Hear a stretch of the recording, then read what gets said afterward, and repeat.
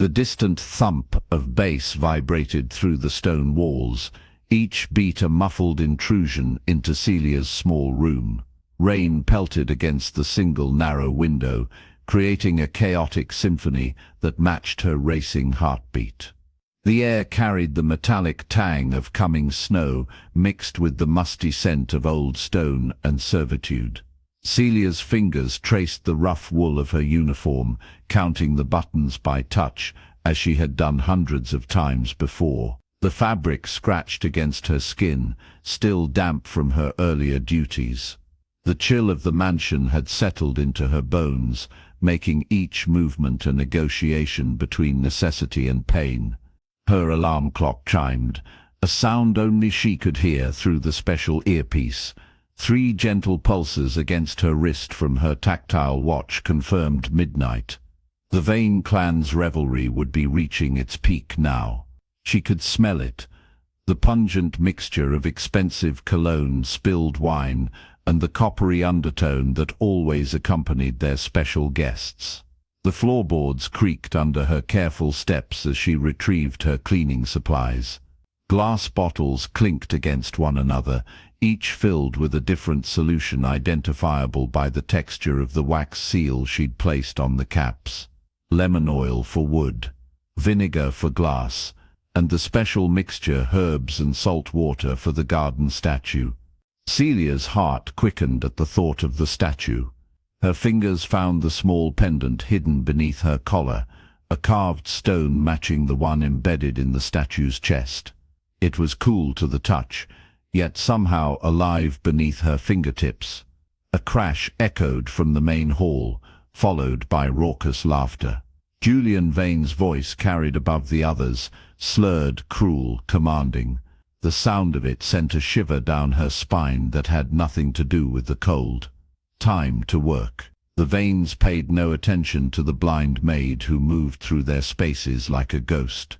That invisibility was both her curse and her protection. The grand hallway stretched before her, a geography mapped not by sight, but by memory and sound. 53 steps from her door to the main staircase.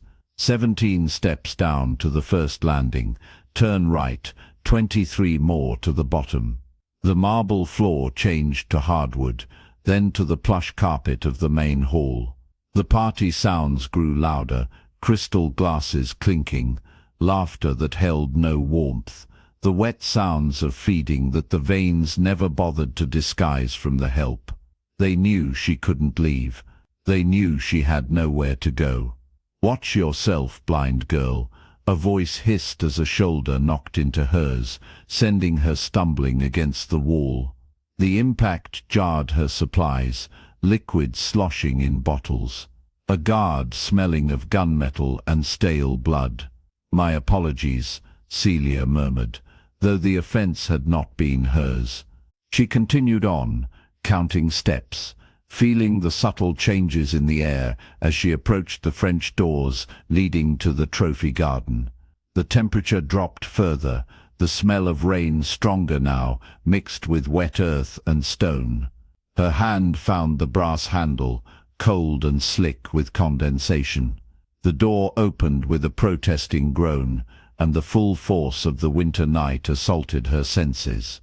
Rain like ice needles struck her face, and the wind carried the scent of the forest beyond the estate walls, a tantalizing reminder of a freedom she would never know.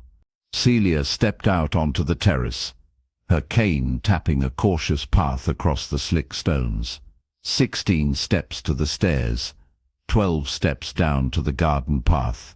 The garden itself was a maze of scents, roses dormant for winter, boxwood hedges sharp and astringent, and beneath it all, the ancient stone of the statue that stood at its center.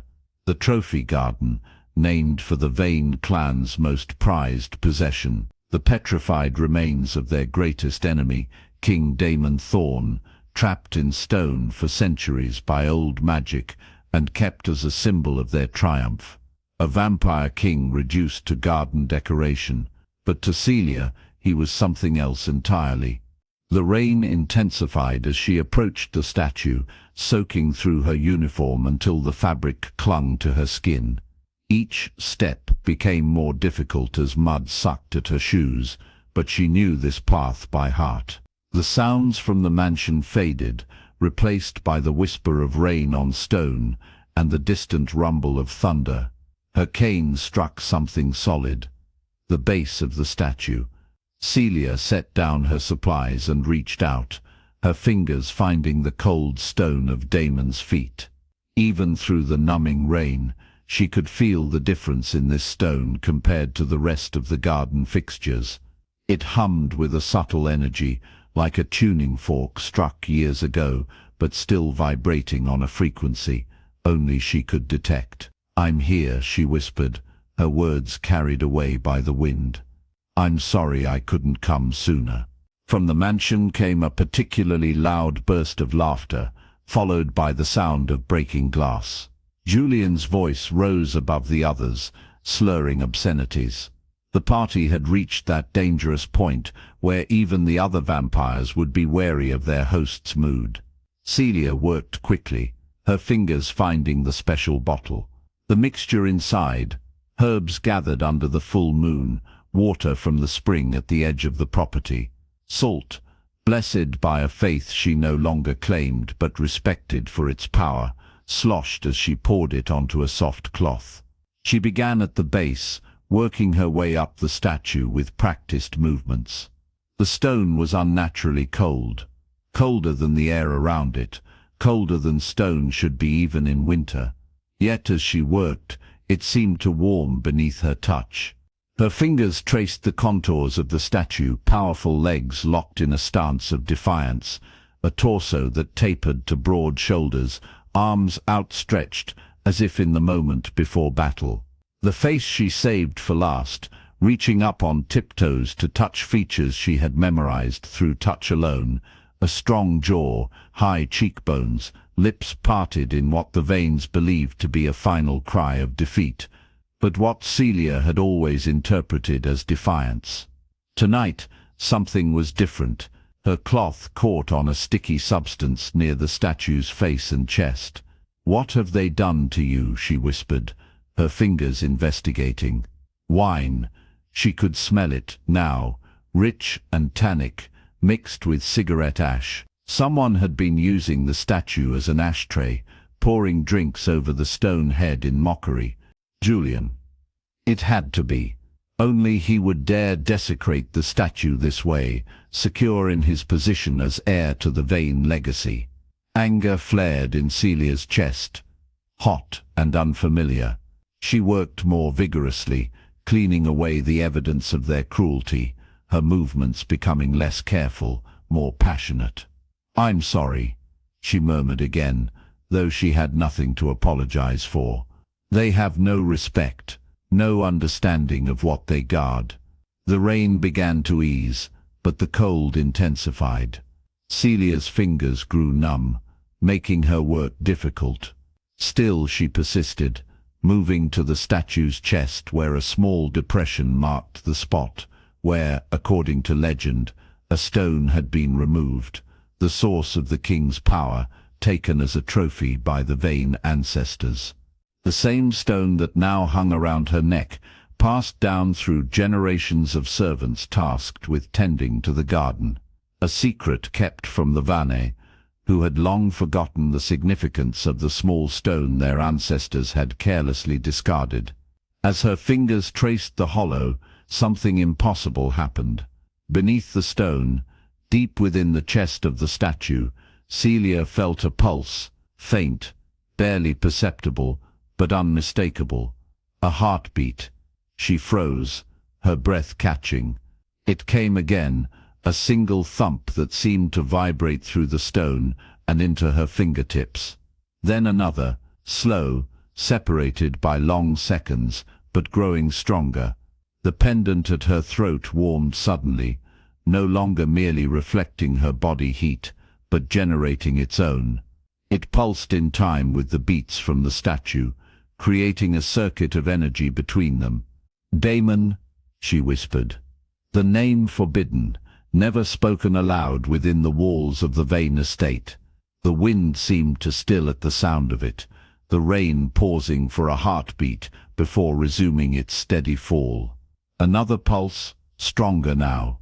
The stone beneath her hands no longer felt like stone at all, but something softer, warmer, as if the cellular memory of flesh was reawakening after centuries of dormancy. Celia's heart raced. The legends were true.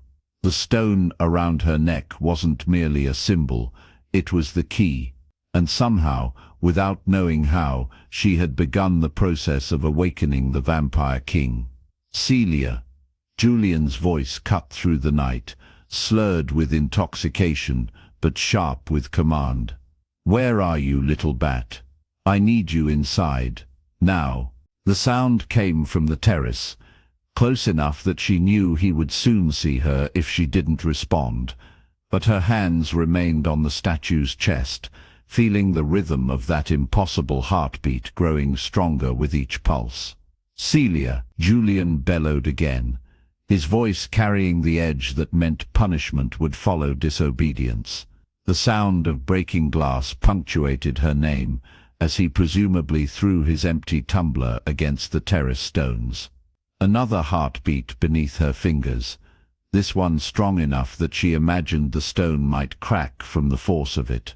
The pendant burned against her skin now, a small sun nestled against her breastbone. "I'll come back," she promised in a whisper. "Tonight, when they sleep." Her fingers lingered a moment longer, reluctant to break contact. As she finally pulled away, she could have sworn she felt the stone shift beneath her touch, as if taking a breath after centuries of stillness. "Celia, don't make me come find you." Julian's voice was closer now, at the top of the garden stairs. The smell of expensive bourbon and blood carried on the wind. She gathered her supplies quickly, her movements clumsy with cold and urgency. As she turned to go, her fingers brushed the statue's hand one last time, and felt the unmistakable pressure of stone fingers curling ever so slightly against her own. The stone fingers tightened, a grip so slight it might have been imagination, but Celia knew better.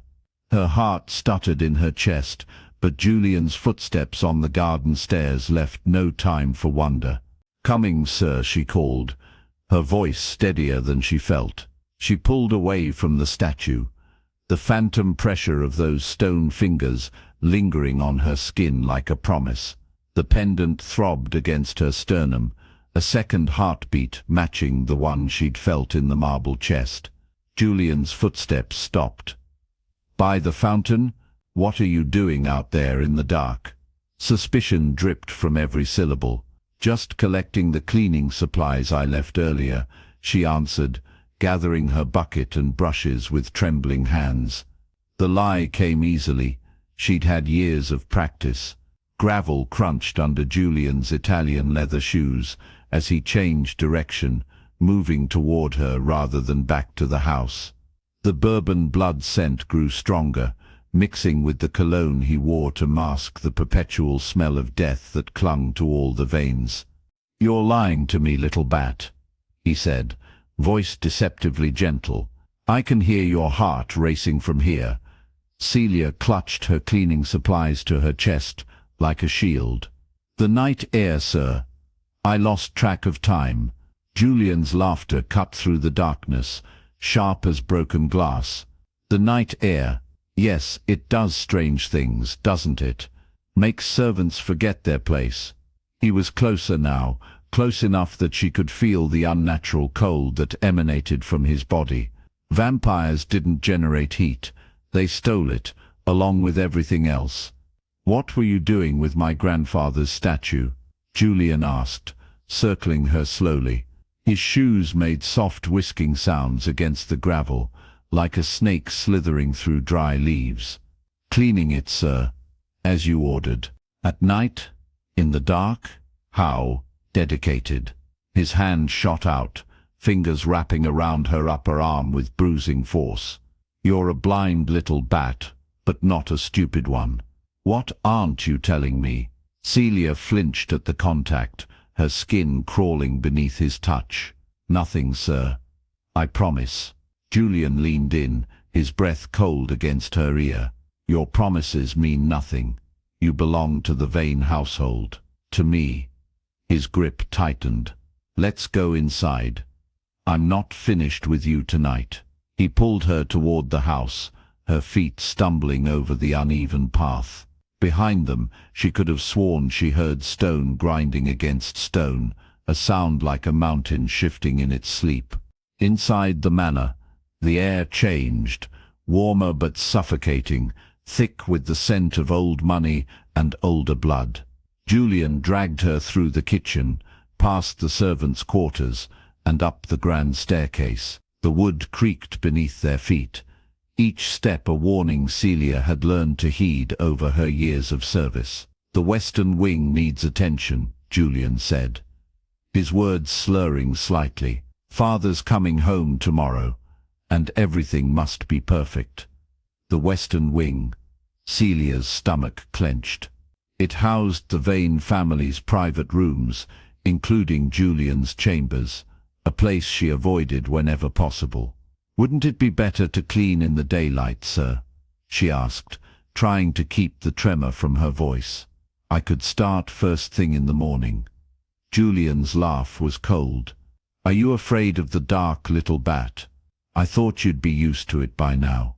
They reached the landing, and Julian released her arm, only to place his hand against the small of her back, guiding her down the hallway. His touch was possessive, proprietary, the touch of a man who believed everything under his roof belonged to him. "Besides," he continued, "I need you to help me with something else first. A small task that requires your particular talents." Celia's throat tightened. Julian's small tasks were never small, and they were never kind. The door to his study swung open, and he pushed her inside. The room smelled of leather-bound books, expensive whiskey, and the metallic tang of blood. Julian had been feeding recently. The scent was unmistakable. "Sit," he commanded, closing the door behind them with a soft click that sounded like a prison cell locking. Celia found her way to the chair opposite his desk, perching on the edge, as if ready to flee. The pendant beneath her dress seemed to grow warmer, a small comfort against the chill of the room. "You've been with our family for what? 7 years now?" Julian asked, the sound of liquid pouring into a glass punctuating his question. 8, sir," she corrected softly. 8 years. Glass clinked against glass as he set the decanter down. "And in all that time you've been such a good little servant. Quiet, obedient, invisible." His voice hardened on the last word. "Until recently." Celia's fingers tightened around the arm of the chair. "I don't understand, sir." "Don't you?" The floorboards creaked as he moved around the desk, coming to stand directly in front of her. "You've been spending an unusual amount of time in the garden lately, with my grandfather's statue." The pendant burned against her skin, a warning. "As I said, I've been cleaning it. Don't lie to me." Julian's hand slammed down on the desk, the sudden violence making her jump. "One of the guards saw you. Said you were touching it, talking to it." He leaned closer, his breath smelling of whiskey and something rotten. "What were you saying to a piece of stone, Celia?" Her mind raced for a plausible explanation. I talk to myself sometimes, sir. It helps me focus on my work." Julian was silent for a long moment, and Celia wished desperately that she could see his face, read his expression. The not knowing was its own special torture. "Do you know who that statue represents?" he asked finally, his voice deceptively conversational. "Your grandfather, sir, Lord Damon Thorne." Julian laughed, a sound entirely devoid of humor. "Grandfather? Yes, that's what we tell the human world, a more palatable explanation than the truth." Ice clinked in his glass as he took another drink. "That statue is Damon Thorne himself." The Vampire King. The monster who ruled our kind for 1,000 years before my father and his allies put him in his place. Celia's breath caught. The heartbeat she'd felt beneath the stone. It hadn't been her imagination after all. He's not dead, Julian continued, because true death for our kind is complicated. But he's trapped, imprisoned in his own body, turned to stone by a ritual older than this country. Another drink, another clink of ice. A fitting end for a tyrant who believed vampires should hide in the shadows when we were born to rule. The pendant throbbed against Celia's skin, as if responding to Julian's words. She pressed a hand to her chest, trying to quiet it. "What's that?" Julian asked sharply. "What are you hiding?" "Nothing, sir," she said quickly, dropping her hand. "Just your story surprised me." Julian set his glass down with deliberate care. "Stand up." Celia rose slowly, her legs unsteady beneath her. "Take off your dress." The command hung in the air between them, heavy and terrible. "Sir, please, take it off." Each word was a shard of ice. "Or shall I call the guards to help you?" With trembling fingers, Celia reached for the buttons at her collar. The pendant seemed to pulse against her skin, urging her to resist, to run. But where could she go? The Vane estate was miles from the nearest town, and Julian would catch her before she reached the gates. She had undone 3 buttons when Julian's patience evaporated. He lunged forward, grabbing the front of her dress and tearing it open with inhuman strength. Buttons scattered across the hardwood floor like rainfall. His cold fingers found the pendant, yanking it from her neck with enough force to break the chain. Celia cried out, more from the violation than the pain. "What is this?" Julian hissed, turning the pendant over in his hands. "Where did you get this?" Celia clutched the torn edges of her dress together, shivering in the cold room. "It was my mother's," she lied. "A family heirloom." Julian's laugh was ugly. "Your mother? The whore who sold you to us to pay her debts?" He held the pendant up, examining it in the lamplight. "No, this is much older than that. This is—" His voice trailed off as recognition dawned. When he spoke again, rage had replaced amusement. "This bears the crest of House Thorne, Damon's personal sigil." The pendant clattered onto the desk as Julian grabbed her shoulders, fingers digging into her flesh. "Where did you get this? Who gave it to you?" "No one." Celia gasped, the pressure of his grip threatening to crack her bones.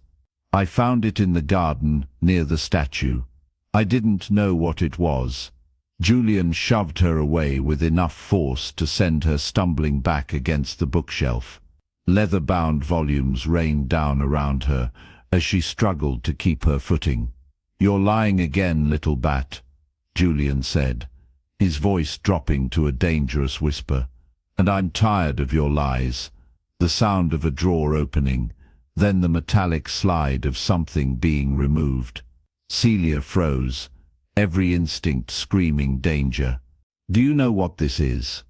Julian asked, and she heard him tap something against the desk. Silver, pure silver, one of the few things that can cause our kind lasting pain. He moved toward her unhurried now. "I wonder if it hurts humans just as much." Celia backed away until she hit the wall, her hands outstretched in supplication. "Please, Julian, I've served your family faithfully. You've never what? Betrayed us?" The silver implement, a letter opener, she guessed from the size and weight as it pressed against her cheek, was cold against her skin. "Then why were you communing with our greatest enemy? Why were you wearing his sigil?" "I didn't know," she whispered, tears spilling down her cheeks. "I swear I didn't know." The letter opener traced a line down her face, not cutting, just threatening. "I don't believe you." And even if it were true, ignorance isn't an excuse. The pressure increased slightly. I think you need a reminder of your place in this household. The silver tip pressed harder, breaking skin just below her eye. A warm trickle of blood ran down her cheek, and Celia bit her lip to keep from crying out. "Sir," a new voice interrupted from the doorway. "Forgive the intrusion, but your father is on the phone." Julian cursed under his breath, the letter opener withdrawing from Celia's face. "Put him through to my study line," he snapped. "And you," he grabbed Celia's arm, dragging her toward the door, "can wait in the garden with your stone friend. I'm not finished with you." He shoved her into the hallway, where one of the Vane guards caught her arm. "Take her to the garden and watch her," Julian ordered. "Don't let her out of your sight." The guard's grip was impersonal, but firm as he led her down the stairs and through the house. Celia's mind raced, calculating her options. There were none. The guard would watch her, and Julian would return, and whatever he had planned would be worse than a silver letter opener against her cheek. Unless the night air hit her like a blessing as they stepped outside, cool and clean after the stifling atmosphere of Julian's study. The guard marched her across the terrace and down the garden steps, his boots heavy on the gravel path. "Where to?" he asked gruffly. "The fountain," Celia said, her voice steadier than she expected. "That's where I was before." The guard grunted and steered her in that direction, his hand never leaving her arm. As they approached the fountain, Celia could feel it, the presence of the statue, stronger now than ever before. The heartbeat she'd felt earlier seemed to fill the night air, though she knew the guard couldn't hear it. "Sit," the guard ordered, pushing her toward the fountain's edge. "And don't try anything." Mr. Vane was clear about what happens to servants who cause trouble. Celia sat, her torn dress offering little protection against the cold stone. Blood still trickled down her face from the cut below her eye, warm against her chilled skin. "May I at least clean my face?" she asked, gesturing toward the fountain. The guard considered for a moment. "Fine, but make it quick." Celia leaned forward, dipping her fingers into the cool water and bringing them to her face. The cut stung as she washed away the blood, but it was shallow, more threat than damage. "Thank you," she said, straightening up. "It's cold out here. How long do you think Mr. Vane will be?" The guard snorted. "Worried about catching a chill. You should be more concerned about what he's going to do when he gets back." He paced a few steps away, then back again. "I've seen what happens to servants who cross him." Celia wrapped her arms around herself, shivering. "I didn't cross him. I didn't do anything wrong." "Doesn't matter," the guard said flatly. "When a Vane decides you're guilty, you're guilty." Minutes stretched into what felt like hours. The guard grew restless, pacing the perimeter of the fountain area, occasionally checking his phone. Celia remained where she was, but her mind was working, calculating distances and angles. The statue was 15 paces away. She had counted the steps 100 times over the years, memorized the path by heart. If she could reach it... What could a stone statue do to help her? And yet, the heartbeat she had felt, the fingers that had curled around hers, something was happening, something impossible. A noise from the house made them both turn. Raised voices, the sound of breaking glass. "What the hell?" the guard muttered, taking a few steps toward the terrace. It was now or never. Celia lunged to her feet and ran, not toward the gates or the woods, but toward the statue. Her bare feet found the path without hesitation, muscle memory guiding her through the darkness. "Hey!" the guard shouted behind her. "Stop!" She heard him give chase, his heavy boots pounding the gravel. He was faster, stronger, but she had a head start and desperation on her side. 12 steps. 8. 4. Her outstretched hands found cold marble just as the guard's fingers brushed the back of her torn dress. She clung to the statue, arms wrapped around its waist, face pressed against its chest where she had felt that impossible heartbeat. "Help me," she whispered, her blood-smeared cheek against the stone. "Please, help me." The guard's hand closed around her arm, yanking her backward. "You stupid bitch," he snarled, spinning her around to face him. "You just made things a whole lot worse for yourself." His open palm cracked across her face, the force of it snapping her head to the side. The taste of copper filled her mouth as her lips split. "Julian said to watch you, not damage you," the guard said, his voice dropping to a menacing growl. "But I think he'll understand given the circumstances." He shoved her against the statue, his forearm pressing against her throat. Celia struggled, her hands pushing against his chest, but it was like trying to move a mountain. "Maybe I should give you a preview of what's coming," the guard said, his free hand moving to the torn front of her dress. "Julian always shares his toys eventually." "No," Celia gasped, the pressure on her throat making it hard to speak. "Please." The guard's laugh cut off abruptly as something shifted behind her. The marble at her back grew warm, then hot, a sudden impossible heat that made the guard step back in confusion. "What the—" A low, grinding sound filled the air like stone being dragged across stone. The statue moved. Celia felt it with every part of her body pressed against it. Arms that had been locked in an eternal embrace slowly lowered. A chest that had been still for centuries expanded with a breath. The guard stumbled backward. "Impossible," he whispered, terror replacing the cruelty in his voice. "You can't. You're—" A hand that was no longer stone but flesh and bone settled on Celia's shoulder, gently moving her aside. The heat emanating from the body behind her was like standing next to a bonfire after a lifetime of winter.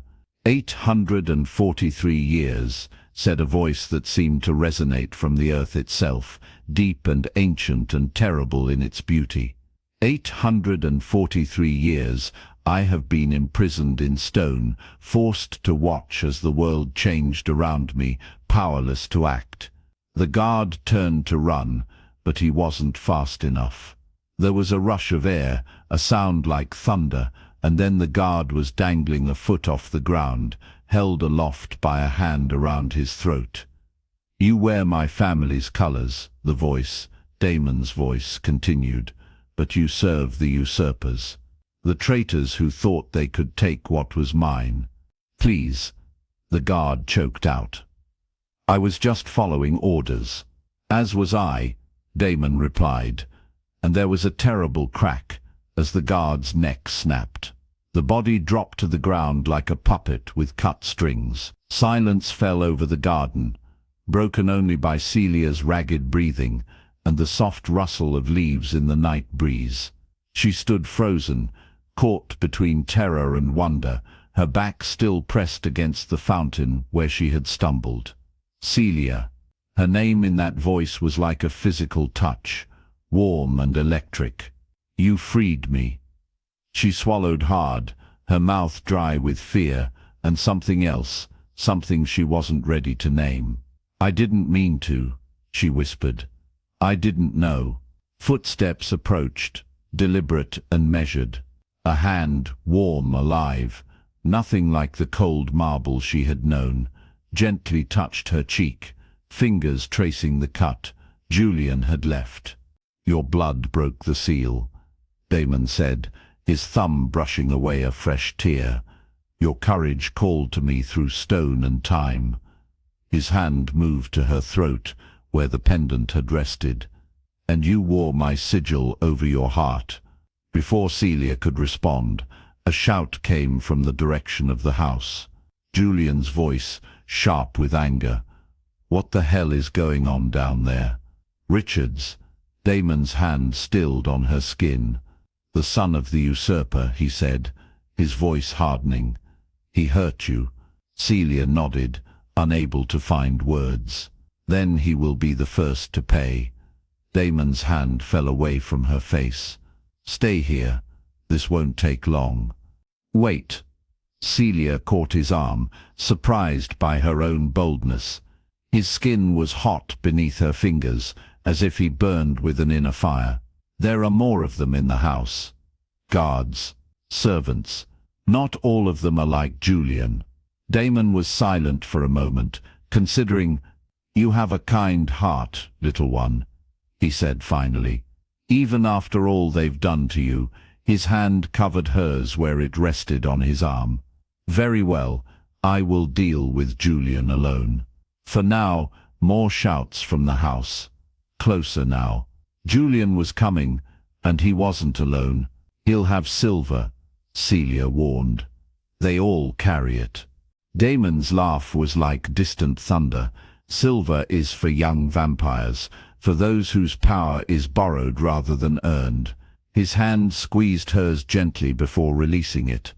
"I am the Vampire King, the true lord of House Thorne, and I have been patient for 8 centuries.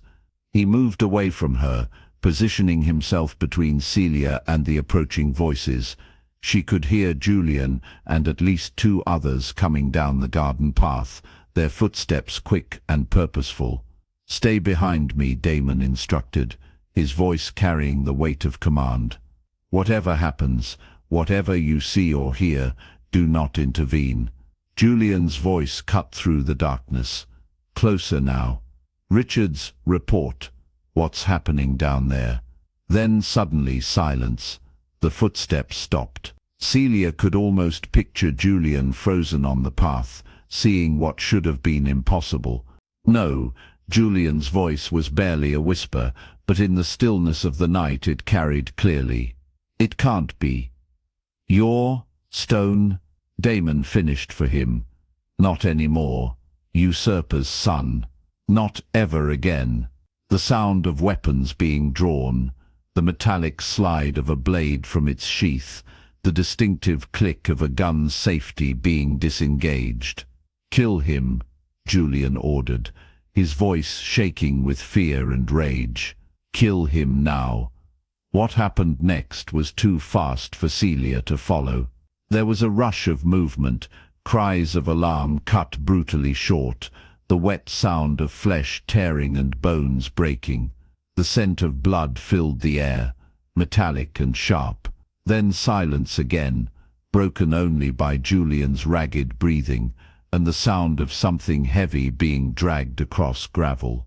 "Your guards are dead," Damon said, his voice conversational as if discussing the weather. "Your weapons are useless, and you, Julian Vane, are alone." Julian's laugh was high and desperate. "You think killing me ends this? My father will hunt you down. The entire Vane clan will. Your father is a coward who hid behind ancient magic because he feared facing me directly." Damon interrupted. "And your clan is built on stolen power and borrowed time." A pause then. "But you're right about one thing. Killing you doesn't end this. It merely begins my retribution." Julian's voice turned pleading. "Wait, we can negotiate. There's room enough in this world for both our houses. We could." "You hurt what is mine," Damon said, and there was something in his voice that made Celia shiver despite the warmth of the night. "For that alone, there can be no mercy." What followed was a sound Celia would never forget, a wet, tearing noise, followed by Julian's scream, abruptly cut short. Something hit the ground with a heavy thud, and then there was only the sound of Damon's footsteps returning to her. "It's done," he said simply. Celia nodded, unable to speak. Relief and horror warred within her, relief that Julian would never hurt her again, horror at the violence that had unfolded just yards away. "You're afraid," Damon observed, stopping a few paces from her. "Of me?" "Yes," she admitted, her voice barely audible. And no, I don't know what to feel. Damon moved closer, his steps deliberate, giving her time to retreat if she wished. She held her ground. You've lived in fear for too long, he said, and there was a gentleness in his voice that belied the violence he was capable of. That ends tonight. His hand found hers in the darkness, warm and solid and real. The Vane clan will come looking for their heir, he continued. And when they do, they will find me waiting. His fingers tightened around hers. But first we must leave this place. It isn't safe for you anymore. Celia asked, her heart racing at the implication. You wore my sigil, Damon said, as if that explained everything. You freed me when no one else could. Your blood calls to mine, Celia. A bond has been formed that cannot be broken. His other hand came up to cup her face, thumb tracing the line of her cheekbone. You are under my protection now, always. The certainty in his voice should have frightened her. Instead, it felt like coming home after a long, cold journey. Where will we go? She asked. I have sanctuaries even the Vanes don't know about. Places prepared centuries ago for a war I always knew would come. His thumb brushed over her split lip, feather-light. But first, you need proper clothing, food, rest. He began to lead her back toward the house, his hand steady around hers. Take only what you need, he instructed. We leave before dawn. As they approached the terrace, a sound stopped them both, a high, keening wail from inside the house. One of the servants must have found Julian's body. They'll raise the alarm, Celia said urgently. The rest of the guards will die if they try to stop us. Damon finished for her. His grip on her hand tightened. But you're right. We should hurry. They moved faster now, climbing the terrace steps as shouts began to fill the house. Damon pulled her close, his arm around her waist, protective rather than possessive. Stay by my side, he said, his voice low and intense. Whatever happens, whatever you hear, stay by my side. Celia nodded, her hand finding the front of his shirt, no longer stone but fine fabric covering solid muscle. The heartbeat she had felt through marble now pounded strong and steady beneath her palm. As they reached the top of the steps, the terrace doors flew open. Guards poured out, weapons drawn, faces twisted with fear and determination. There, one shouted, pointing at them. It's true, the statue. Kill them both. Another commanded, raising what looked like a crossbow. Damon moved with inhuman speed, placing himself between Celia and the threat. Close your eyes, he told her, his voice gentle despite the violence about to unfold. This won't take long. Celia closed her eyes as the first bolt whistled through the air. There was a sound like a thunderclap, then screams, so many screams. The ground beneath her feet trembled, and heat washed over her in waves, as if she stood too close to a furnace. Something exploded nearby. Glass shattering, wood splintering. The screams grew louder, then began to fade, one by one, until only the crackling of flames remained. Celia, Damon's voice close to her ear. We need to move. The house is burning. She opened her eyes to chaos. The terrace was littered with bodies, the doors to the house engulfed in flames that seemed to consume everything they touched with unnatural speed. Heat battered her face, and smoke filled her lungs. How? She began, but Damon was already moving, lifting her into his arms as if she weighed nothing. Questions later, he said, carrying her down the garden steps and away from the inferno that had once been Vane Manor. For now we run. The sound of stone cracking like a gunshot split the night air.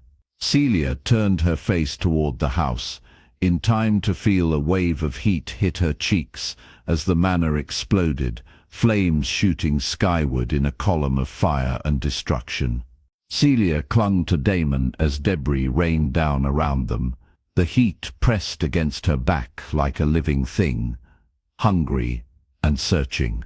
Smoke filled her lungs, making each breath a struggle. Through the roar of the flames, she heard something else, footsteps running toward them from the east wing of the property. "They're not all dead," Damon murmured against her hair. His voice vibrated through his chest and into hers. Julian wasn't in the house. A cold dread washed over her, momentarily eclipsing the heat of the fire. Julian, the cruelest of the Vanes, the one who'd taken such pleasure in her suffering. "How many?" she whispered. "5, maybe 6. Julian and his personal guards." Damon set her down gently behind a stone wall that marked the boundary between the formal gardens and the wild forest beyond. "Stay here. I'll finish this." His fingers brushed her cheek, and she caught his wrist, feeling the unnatural strength beneath his skin. "Don't leave me. I'll never leave you again," he promised. "But I need to end this, or they'll hunt us forever." The night air shifted as he moved away, his footsteps impossibly light on the gravel path. Celia pressed her back against the cold stone, straining to hear past the crackling inferno that had been Vane Manor. The smell of burning wood and something else, something meaty and terrible, carried on the wind. "Find them." Julian's voice cut through the chaos, high and frantic. "The statue. He can't have gone far. And find the blind bitch.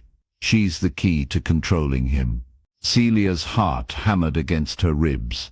She slid down, making herself as small as possible, feeling the dampness of the earth seep through her dress. The stone wall offered little protection if they came this way, but she trusted Damon. He wouldn't let them find her. The sound of fighting erupted suddenly, a wet thud, a strangled cry, then silence. Another scream, cut short. Julian was shouting orders, his voice moving farther away, toward the east garden. "Spread out. Use the silver chains. He's weakened from the binding spell." Another scream, this one prolonged and gurgling. Celia covered her ears, but couldn't block out the terrible sounds. Something heavy hit the ground nearby, making the earth tremble beneath her. "My lord," a panicked voice, close enough that Celia could hear the man's ragged breathing. "He's picking us off one by one. We need to retreat." A sound like tearing fabric, but wetter, followed by a spray of something warm across Celia's face and hands. She flinched, realizing with horror that it was blood. The guard had been directly on the other side of the wall. Silence fell, broken only by the distant roar of the fire and a single set of footsteps crunching across the gravel, uneven, limping. "Celia," Julian's voice, no more than 20 feet away. "I know you're here. Come out, and I'll make it quick. Hide, and I'll take days with you." She held her breath, pressing harder against the wall. The footsteps stopped. "You don't understand what you've done," Julian continued, his voice strained with pain and fury. "That thing isn't your friend. Damon Thorne was a monster before my ancestors bound him. He'll destroy everything." The footsteps resumed, coming closer. Celia's fingers dug into the dirt, searching for something, anything she could use as a weapon. The binding spell was the only thing keeping him in check. Without it, Julian's voice cut off with a choking sound. There was a rush of air, and then a heavy impact as someone was slammed against the wall above her head. Stone cracked, dust and fragments rained down on her hair. Without it, Damon's voice was soft, almost conversational. "I'm free to do what I should have done centuries ago. Exterminate your entire bloodline." Julian made a strangled sound. You need us. The spell, your powers, my powers are returning with every one of your kind I kill. Damon's voice was closer now, just on the other side of the wall. And you were the last. A wet, tearing sound followed by a thud as something heavy fell to the ground. Celia flinched, drawing her knees up to her chest. Silence stretched out, broken only by the sound of the fire consuming the manor house. Then footsteps, coming around the wall. Celia, Damon's voice was gentle again, all traces of the cold killer gone. It's over. She raised her head, reaching out with trembling hands. He caught them in his, and she felt the wetness there, blood, still warm. Are you hurt? She asked. No. His thumbs traced circles on her palms. None of it is mine. He helped her to her feet, steadying her when she swayed. The smell of smoke and blood was overwhelming, making her dizzy. We should go, he said. The fire will draw attention. Where? She asked, suddenly aware that she had nowhere. The Vanes had been her prison, but also her only home for years. Anywhere you want. His hand cupped her cheek, turning her face up toward his. The world is ours now. The possessive note in his voice should have frightened her, but instead it sent a thrill through her body. She leaned into his touch, feeling the strength in his fingers, the heat of his skin. I want to see you, she whispered. I mean, I want to know what you look like. He went still, his breath catching. Then he guided her hands to his face.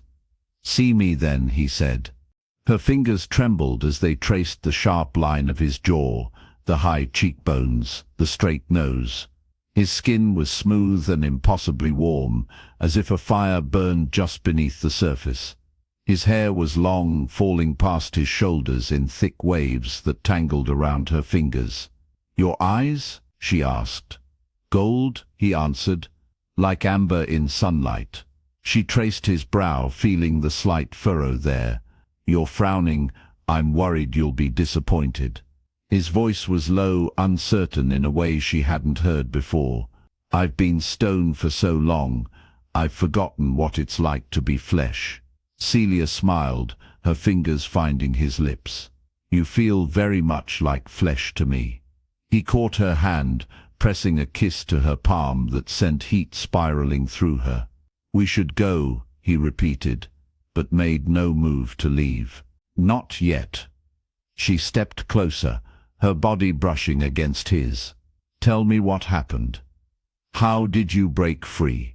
Damon's arms encircled her, holding her against the solid wall of his chest. You happened, he said simply. For centuries, the Vanes used blood magic to keep me bound, sacrifices, dark rituals. But they grew complacent, forgot the old ways. When Julian brought you to tend to me, he didn't realize what he was doing. What was he doing? She asked, her cheek pressed against his heart, feeling its steady beat. Giving me hope. His hand stroked down her back, leaving trails of warmth through the thin fabric of her dress. Every time you touched me, spoke to me, it weakened the spell. Your kindness, your gentleness, they were the opposite of everything the binding spell was made from. And tonight, when you defended me, when you put yourself between me and Julian, the spell broke. She finished for him. Yes. His arms tightened around her, and I will spend eternity thanking you for it. The fire behind them was dying down, the great house reduced to smoldering ruins. In the distance, sirens wailed, growing closer. Now we really must go, Damon said, pulling back slightly. Unless you want to explain to the authorities why we're covered in blood at the scene of a massacre. Celia laughed, the sound surprising her. It had been so long since she'd laughed. Where will we go? I have places. Safe houses, hidden accounts. The Vanes weren't the only ones with resources. He brushed a strand of hair from her face. But first we need to clean up. There's a stream in the woods, about half a mile from here. He guided her away from the wall, his hand firm at the small of her back. The ground changed beneath her feet, from gravel to soft earth and fallen leaves. The smell of smoke faded, replaced by the rich scent of forest and damp soil. "Can you walk a little further?" he asked, after they'd been moving for several minutes. "Yes," she assured him, though her legs ached with exhaustion. "I'm stronger than I look." "I know." The pride in his voice warmed her more than any fire could. "You're the strongest person I've ever known."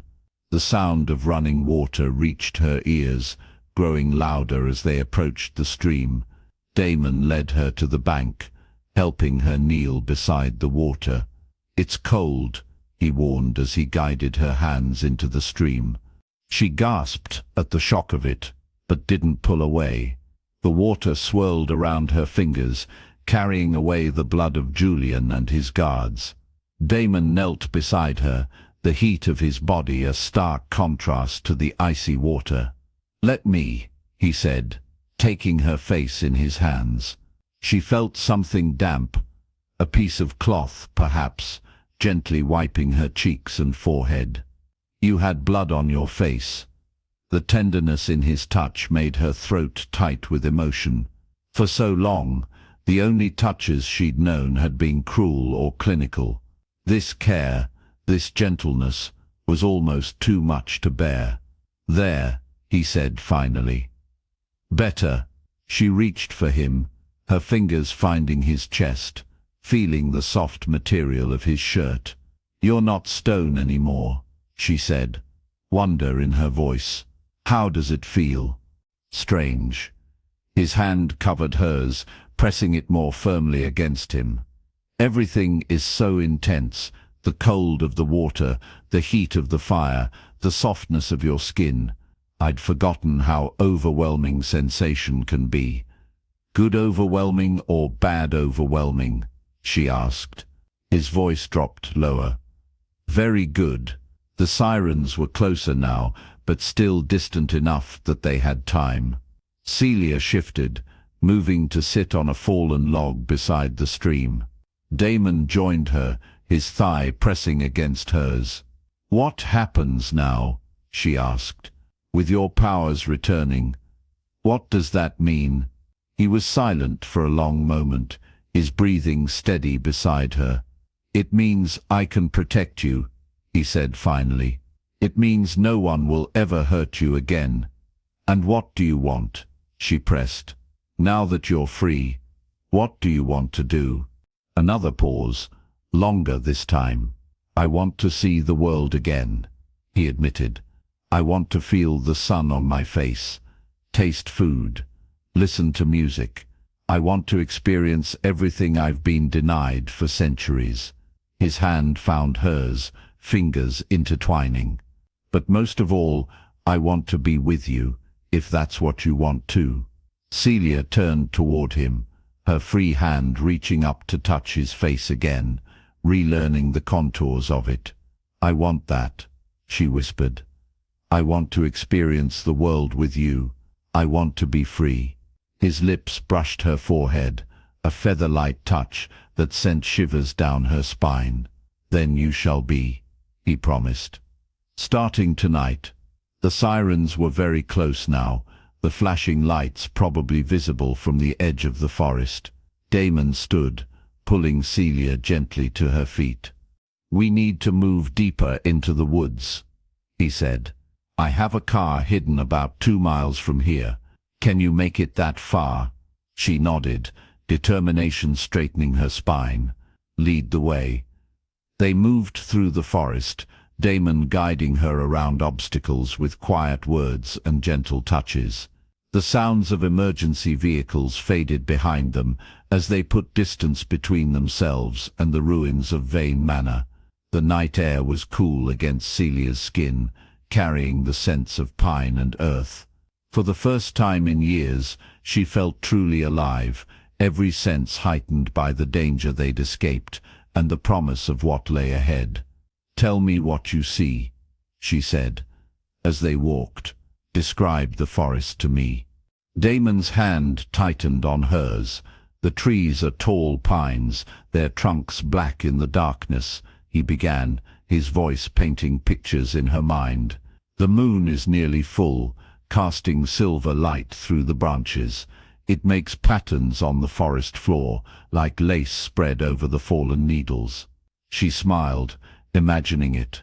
"And the stars, countless," he said softly, "like diamonds scattered across black velvet. The sky is clear tonight, as if it's been washed clean by our actions." "Our actions," she repeated. "You mean the killing?" He stopped walking, turning to face her. His hands came up to frame her face. "I mean justice," he corrected gently. "They enslaved me for centuries. They hurt you. What happened tonight wasn't murder. It was liberation." Celia leaned into his touch, accepting his words. "Liberation," she agreed, "for both of us." They continued walking, the forest growing denser around them. The ground sloped upward, making her legs burn with effort, but she didn't complain. Every step took her further from her old life, closer to a new beginning. "Almost there," Damon said, after what felt like hours. "Just over this ridge." They crested the hill, and the trees thinned out. The air changed, becoming more open, less heavy with the scent of pine. "There's a clearing ahead," he told her, "and beyond it a road. The car is hidden just off the shoulder." Relief flooded through her. Her feet were blistered, her muscles aching with exhaustion. "Thank goodness," she breathed. "I was beginning to think we'd be walking forever." His laugh was warm in the darkness. "Not forever," he promised. "Though I would walk to the ends of the earth with you, if that's what you wanted." The ground beneath her feet changed again, from soft forest floor to gravel. The sound of their footsteps seemed unnaturally loud after the muffled quiet of the woods. "Here we are," Damon said, stopping.